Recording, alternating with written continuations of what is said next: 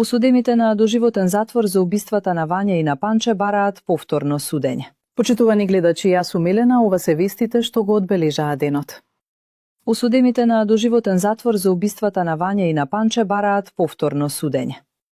Љупчо Палевски Палчо неправосилно осуден на доживотен затвор за убиството на Панче Жежовски и на Вања Ѓурчевска денеска во жалбината расправа пред апелацискиот суд пред судечкиот совет рече дека првостепената присуда содржи сериозни пропусти во оценувањето клучни докази, како и во логиката на настаните, пренесе Мија.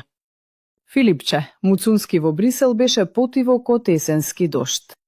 Председателот на СДСМ Венко Филипче денеска остро реагираше на, како што кажа тој, лагите и манипулациите на ВМРО-ДПМН и нивната пропаганда. Накратко, Тимчо воопшто не грмнал таму, бил потиво код есенски дожд. Муцунски, исто како и Мицкоски дома, пред македонските граѓани зборуваат едно, но во Брисел зборуваат друго, рече Филипче. Дизелот значително поевтин од полноќ.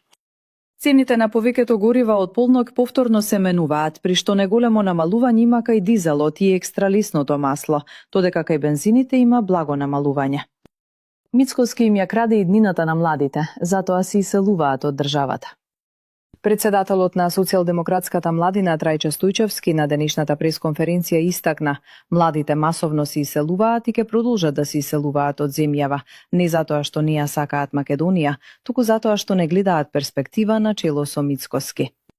Вметнувањето на малцинствата во Уставот го зајакнува македонскиот национален идентитет и го отвора патот кон неу.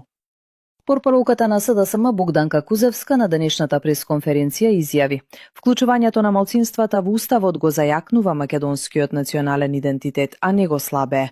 Кога сите граѓани без разлика на етничка припадност се дефинирани и заштитени со невисокиот правен акт на државата, тоа ја зголемува кохезијата на општеството и ја зацврстува македонската државност.